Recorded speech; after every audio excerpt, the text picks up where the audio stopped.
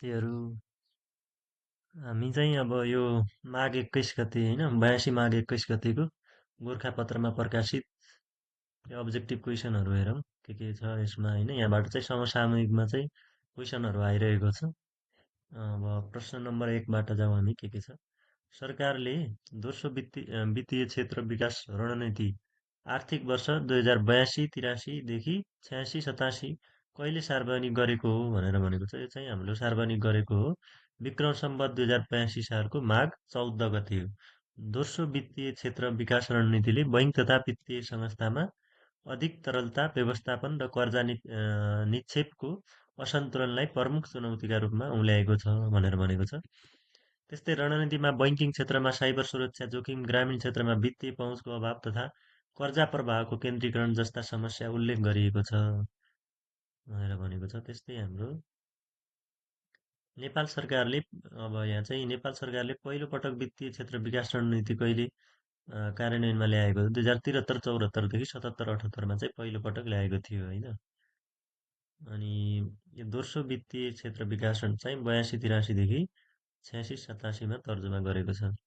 त्यस्तै प्रश्न नम्बर 2मा छ राष्ट्रिय गौरवको आयोजना अन्तर्गतको बहुप्रतीक्षित काठमाडौँ तराई द्रुतमार्ग निर्माण कार्य कति सम्पन्न भएको छ भनेको छ। यसको सही उत्तर हो 45.33% विक्रम सम्वत 2082 पुष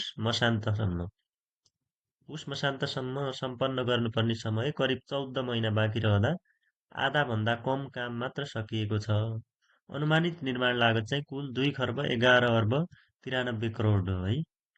कुल लम्बाइ भनेको 70.97 किलोमिटर रहेको द्रुतमार्ग नेपाली सेनाको व्यवस्थापनमा निर्माण भइरहेको छ।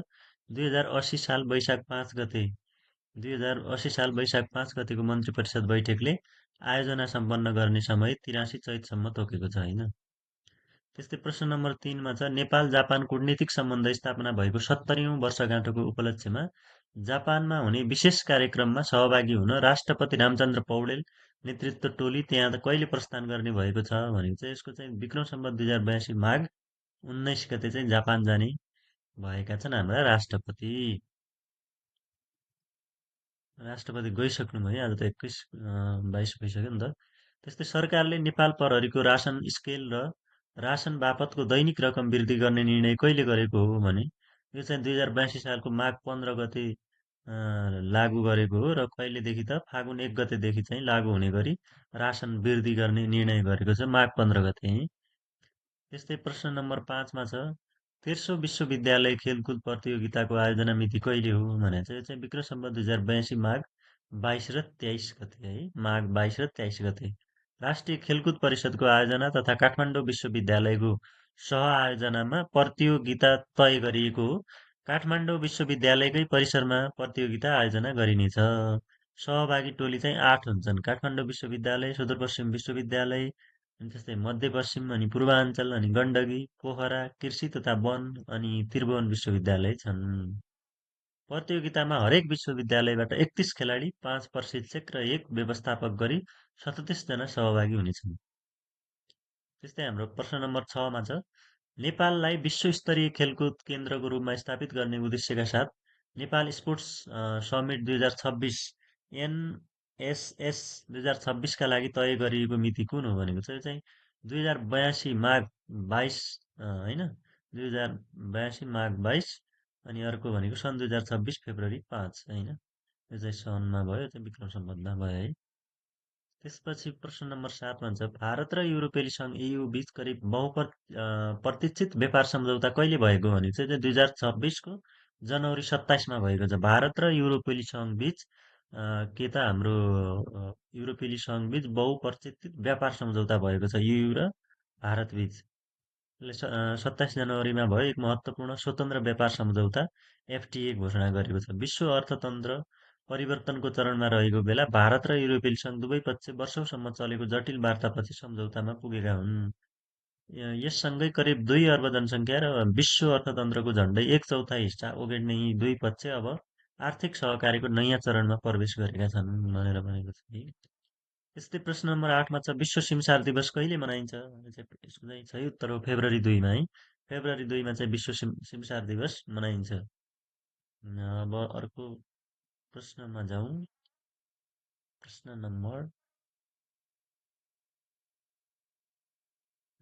यो चाहिँ हाम्रो संसार दिवस फेब्रुअरी 2 भयो होइन सन् 2026देखि 30औँको नारा चाहिँ के छ भने हाम्रो wetland and traditional knowledge celebrating cultural heritage भन्ने छ wetland and traditional knowledge celebrating cultural heritage भन्ने चाहिँ यसको नारा छ है। त्यस्तै प्रश्न नम्बर 9मा छ किडनी अफ द वर्ल्ड भनी कुन क्षेत्रलाई चिनिन्छ भने चाहिँ सिमसार क्षेत्रलाई चाहिँ किडनी अफ द वर्ल्ड भनेर चिनिन्छ है सिमसार क्षेत्रलाई चाहिँ किडनी अफ द वर्ल्ड भनेर चिनिन्छ। त्यस्तै प्रश्न नम्बर 10 हेमगङ्गा अनुसन्धान तथा संरक्षण सम्मान 2082बाट कसलाई सम्मानित गरियो भने चाहिँ वरिष्ठ चराविद डाक्टर हेमसागर बराललाई चाहिँ के त ऊ गरियो है हेमगङ्गा अनुसन्धान संरक्षण सम्मान दियो। हेम गङ्गा पुरस्कार कसलाई त हेमसागरलाई के हेम गङ्गा हेम हेमा हो नि त दुइटै सजिलो रहेछ कन्ट गर्न है।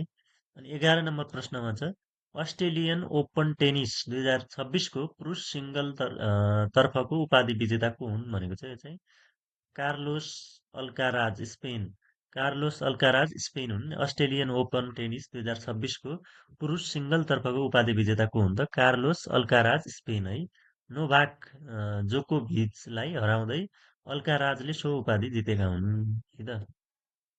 त्यस्तै प्रश्न 12मा छ फ्राइडे फर फ्युचर नामक कार्यक्रमको अभियन्ता को हुन् भने चाहिँ ग्रेटा थनवर्ग स्विडेन है Greta Thunberg Sweden Friday for future नामक कार्यक्रमको अभियन्ता हुन् ग्रेटा थनवर्ग स्विडेन।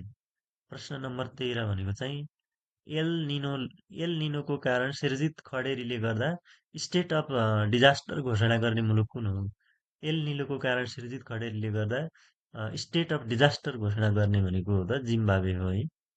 त्यस्तै प्रश्न नम्बर 14 छ नेपालमा सुनकोशी नामक गाउँपालिका कतिवटा रहेका छन् भने चाहिँ 3वटा छन्। कहाँ कहाँ छन् त एउटा ओखलढुङ्गामा छ अर्को सिन्धुलीमा छ अर्को सिन्धुपाल्चोकमा छ के त सुनकोशी नामक।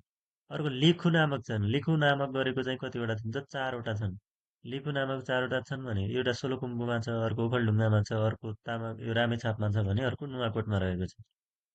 त्यस्तै प्रश्न नम्बर 15 छ विश्वकै सबैभन्दा छोटो दूरीको हवाई मार्ग कुन हो भनेर भने चाहिँ यो चाहिँ वेस्टे र पापा वेस्टे बिचको मार्ग स्कटल्यान्ड है विश्वकै सबैभन्दा छोटो दूरीको हवाई मार्ग हो है।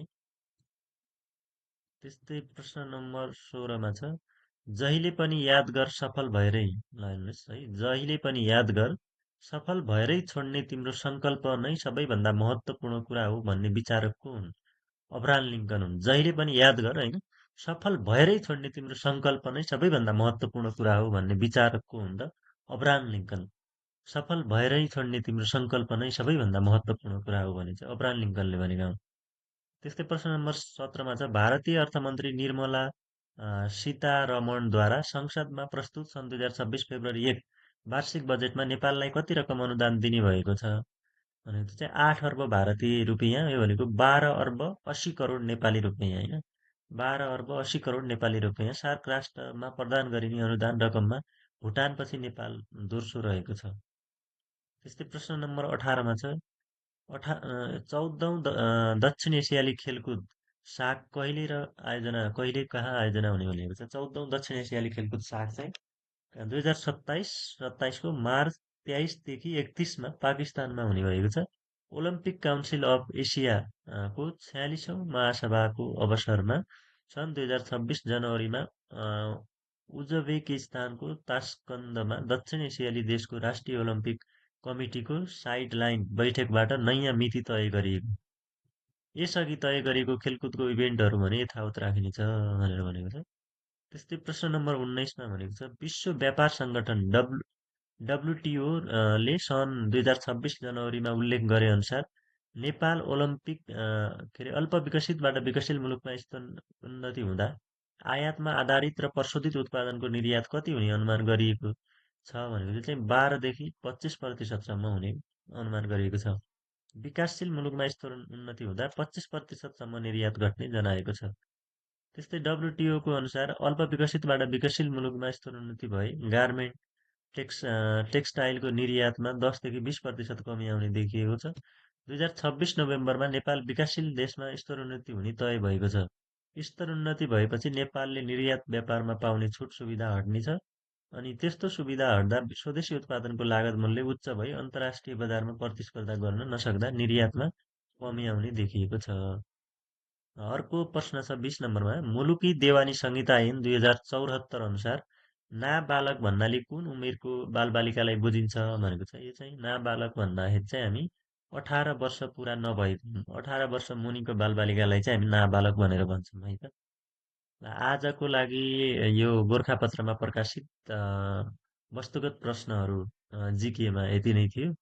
हेरिदिनु भएकोमा धन्यवाद तपाईँहरू है त।